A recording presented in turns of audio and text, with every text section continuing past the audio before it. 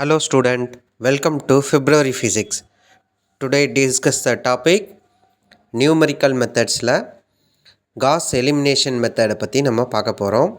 இந்த Gauss elimination method வந்து எவ்வளோ சிம்பிளாக ஈஸியாக நம்மளால் கற்றுக்க முடியுமோ அந்தளவுக்கு ரொம்ப சிம்பிளாக தான் இந்த ஸ்டெப்ஸ் எல்லாமே நம்ம கொடுத்துருக்கோம். Gauss elimination method என்பது ஒரே நேரத்தில் பல சமன்பாடுகளை அதாவது ஈக்குவேஷன்ஸை வந்து நம்ம எப்படி சால்வ் பண்ணணுன்றதுக்காக பயன்படுத்தக்கூடிய ஒரு மெத்தட் தான். எளிதாக இந்த ஈக்குவேஷன்ஸை வந்து சால்வ் பண்ணுறதுக்காக நியூமரிக்கல் மெத்தட்ஸை நம்ம பயன்படுத்திகிட்டு இருக்கோம்.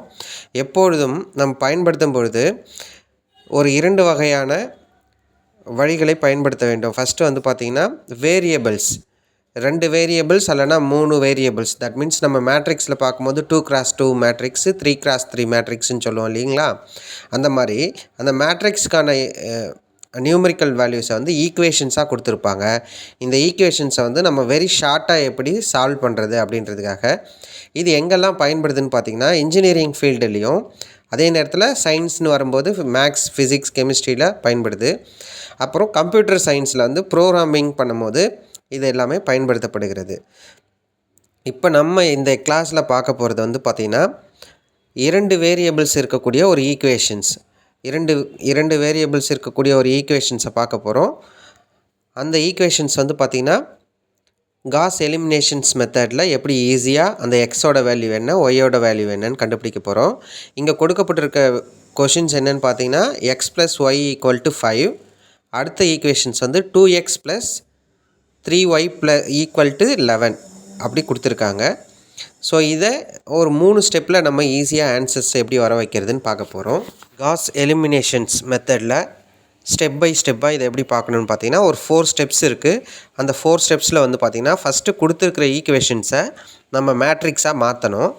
செகண்ட் ஸ்டெப் என்னென்னு பார்த்தீங்கன்னா 1 வேரியபிள்ஸ் அதை வந்து என்ன பண்ணணும்னா எலிமினேட் பண்ணணும்.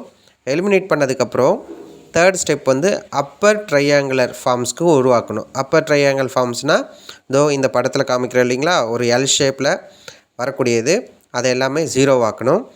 அடுத்தது பேக் சப்ஸ்டியூஷன்ஸ். இப்போ நம்மளுக்கு கிடச்சிருக்கிற மேட்ரிக்ஸ்லேருந்து திரும்ப ஈக்குவேஷன்ஸ் ஃபார்மேட்டுக்கு கொண்டு வரணும். ஸோ இப்படி பண்ணிட்டோம்னா XYZோட வேல்யூஸ் நம்மளால் ஈஸியாக கண்டுபிடிச்ச முடியும். ஸோ இந்த காஸ் எலிமினேஷன்ஸ் மெத்தோட நன்மைகள் என்னென்னு பார்த்தோம்னா ஒரு பெரிய ஈக்குவேஷன்ஸை மிக எளிய முறையில் தீர்க்க முடியும். அதேமாதிரி கம்ப்யூட்டரில் வந்து பார்த்திங்கன்னா இந்த மாதிரியான ஈக்குவேஷன்ஸை வந்து இம்ப்ளிமெண்ட் செய்கிறது ஈஸியாக இருக்கும். இன்ஜினியரிங் ப்ராப்ளத்தை வந்து சால்வ் பண்ணுறதுக்காகவும் இது பயன்படுத்தப்படுகிறது. ஸோ இப்போ வாங்க சம்ஸை பார்க்கலாம். இப்பொழுது ஒரு சிம்பிள் ஈக்குவேஷன்ஸை நம்ம எடுத்துக்கிறோம். அந்த ஈக்குவேஷன்ஸ் வந்து பார்த்திங்கன்னா x plus y equal to 5 இது ஒரு ஈக்குவேஷன்ஸ். செகண்ட் வந்து பார்த்திங்கன்னா 2x plus 3y equal to 11. So இந்த ஈக்குவேஷன்ஸ் நம்ம என்ன பண்ணணும், ஸ்டெப் 1 ஞாபகம் இருக்குங்களா, மேட்ரிக்ஸ் ஃபார்மில் எழுதணும். அப்போ மேட்ரிக்ஸ் ஃபார்மில் எப்படி எழுத முடியும், அந்த எக்ஸை 1ன்னு எடுத்துக்கலாம், ஒய் வந்து பார்த்திங்கன்னா 1ன்னு எடுத்துக்கிறோம். ஸோ அந்த ஈக்குவல் டு 5ன்னு இருக்கிறத இந்த கோடு இருக்குங்களா, கோட்டுக்கு அப்புறம் 5ன்னு எழுதியாச்சு. அடுத்தது 2xோட இது வந்து பார்த்திங்கன்னா 2ன்னு எழுதியாச்சு, 3yக்கு 3ன்னு எழுதியாச்சு, 11 எழுதியாச்சு. ஸோ ஸ்டெப் 1 வந்து நம்மளுக்கு ஒரு ஈக்குவேஷன்ஸை மேட்ரிக்ஸாக எழுதுறதுக்கு தெரிஞ்சிருச்சு, ரைட். இப்போ ஸ்டெப் 2 வந்து பார்த்திங்கன்னா எலிமினேஷன்ஸ் மெத்தட். இந்த எலிமினேஷன்ஸில் என்ன பண்ணுறோன்னா ஒரு மாறியை வந்து நீக்குதல் வேண்டும். இங்கே மாறின்னு சொல்லக்கூடியது என்ன வரும்போது இந்த வேல்யூஸில் அதாவது செகண்ட் ரோ இருக்கு இல்லையா, அந்த செகண்ட் ரோவில் வந்து நம்மளுக்கு 0ன்னு வர வைக்கணும். அப்போ 0 வர வைக்கணும்னா ரோ 1 வந்து எப்படி நம்ம சேஞ்ச் பண்ணுறோம், இந்த சைடில் எழுதியிருக்கோம் பாருங்கள், ரோ 2 எப்படி மாற்றுறேன், 2 இன்ட்டு ரோ 1. அப்போ 2ஆல் மல்டிப்ளை பண்ணுறேன், எந்த ரோ 1 வந்து மல்டிப்ளை பண்ணுறேன்.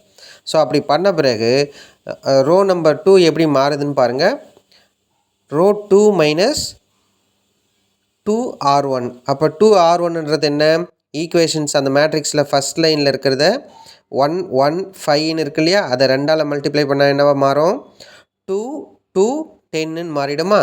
Okay right. இப்போ இதிலேருந்து நம்ம என்ன பண்ண போகிறோம், இந்த ஈக்குவேஷன்ஸ் வந்து கழிக்கும் போது ரோ 2 வந்து ரோ 2 மைனஸ் r1 இதில் நம்ம சப்ஸ்டியூட் பண்ணதை கழிக்கும் போது என்ன ஆகும்னா 1 1 5. ஃபஸ்ட் ரோ அப்படியே தான் எழுத போகிறோம், செகண்ட் ரோ தான் சப்ஸ்டியூட் பண்ண போகிறோம். 2 மைனஸ் 2 வந்து 0 ஆகிடுமா. அடுத்தது 2 மைனஸ் 3 மீதி 1 வந்துடும். அடுத்தது 11 இருக்கா? இங்கே பாருங்கள் நம்மளுக்கு 10ன்னு இருக்கிறது 10ல் 11ல் 10 போச்சுன்னா மீதி 1. ஸோ அப்போ இந்த ஈக்குவேஷன் செகண்ட் ஸ்டெப்போ நம்மளுக்கு எப்படி வந்துருச்சுன்னு தெரியுதா? இப்போ நான் சைடில் எழுதுகிறேன் பாருங்கள். செகண்ட் ரோக்கு எப்படி நம்பர்ஸ் மாறி இருக்குன்னு மட்டும் அப்படியே அதை நீங்கள் பார்த்துக்கலாம். 2 10 2 to 10ன்னு மாறி இருக்குது. அதில் தான் நம்ம இப்போ கழிக்க போகிறோம். அப்போ ஈஸியாக என்ன ஆகுது? 2 - 2 0 ஆகிடுச்சு. 2 - 3 வந்து 1 இருக்குது. 10 - 11 1. ஸோ அப்போ இந்த செகண்ட் ரோ வந்து ஈஸியாக நம்மளுக்கு வந்துடுச்சு. நம்ம ஆல்ரெடி என்ன சொன்னோம்? இந்த ஈக்குவேஷன்ஸில் வந்து டயகனல் வந்து 0 ஆகணும். தட் மீன்ஸ் அப்பர்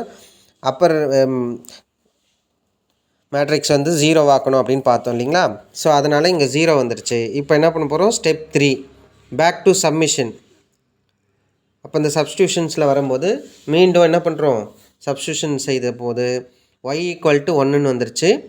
அப்போ எக்ஸ் வேல்யூ கண்டுபிடிக்கணும் இல்லையா? ஈக்குவேஷன்ஸ் 1 எடுத்து சால்வ் பண்ணோம்னா 2x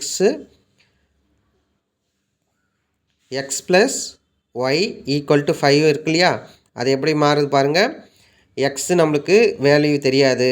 ஒய்யோட வேல்யூ ப்ரீவியஸ்லி நம்ம பார்த்தாச்சு. y = 0 ஸோ அப்போ x + 1 = 5ன்னு வந்துருச்சு. ஸோ அப்போ நம்மளுக்கு என்ன கிடைக்குது ஃபைனலாக? ஓகே, 5 - 1 4ன்னு வந்துருச்சா? இப்போ எக்ஸ் வேல்யூஸ் கிடச்சிச்சு. ஃபைனல் ஆன்சர் என்னது? x = 4 y = 1. அவ்வளோதாங்க காஸ் எலிமினேஷன்ஸ் மெத்தட். ஓகே, இந்த சம்மை எப்படி பார்த்தோன்னு திரும்ப ஒரு டைம் ரீகால் பண்ணிடலாமா? கொடுக்கப்பட்ட சமன்பாடுகளை எடுத்துக்க வேணும். அது 2:2 மேட்ரிக்ஸாக இருக்கலாம், இல்லை 3:3 மேட்ரிக்ஸாக இருக்கலாம், இல்லை 4x4 மேட்ரிக்ஸாகவும் இருக்கலாம். ஸோ அப்போ கொடுத்துருக்கிற ஈக்குவேஷன்ஸை நம்ம செய்ய வேண்டிய ஃபஸ்ட்டு ஸ்டெப்ஸ் வந்து பார்த்திங்கன்னா மேட்ரிக்ஸ் ஃபார்மில் எழுதணும். செகண்ட் ஸ்டெப் என்னது? Eliminations method. தேர்டு வந்து பார்த்திங்கன்னா அப்பர் ட்ரையாங்குலர் மேட்ரிக்ஸாக மாற்றணும். அப்பர் ட்ரையாங்குலர் மேட்ரிக்ஸாக மாற்றுற போது தான் நம்ம என்ன பண்ணுறோம்? 0 0 0ன்ற அந்த கான்செப்டுக்கு கொண்டு வரோம். அப்புறம் திரும்ப பேக் டு சப்மிஷன்ஸ். நம்மளுக்கு கிடைச்ச அந்த 0 வேல்யூஸ் வந்த பிறகு x values, y values, z value கண்டுபிடிக்கிறோம். ஸோ இவ்வளோ தாங்க. அப்போ ரொம்ப ஈஸியாக இந்த சம்ஸ் நம்மளால் போட முடிஞ்சுதா? சரி, ஓகே. இந்த வீடியோ உங்களுக்கு பிடிச்சிருந்ததுன்னா, யூஸ்ஃபுல்லாக இருந்ததுன்னா லைக் பண்ணுங்கள், சப்ஸ்கிரைப் பண்ணுங்கள், பெல் ஐக்கான் பட்டனை ப்ரெஸ் பண்ணுங்கள், உங்கள் ஃப்ரெண்ட்ஸுக்கு மறக்காமல் ஷேர் பண்ணுங்கள். இதே போன்று 3x3 மேட்ரிக்ஸும் 4x மேட்ரிக்ஸும் அடுத்தடுத்த வீடியோஸில் நம்ம பார்ப்போம். தேங்க்யூ.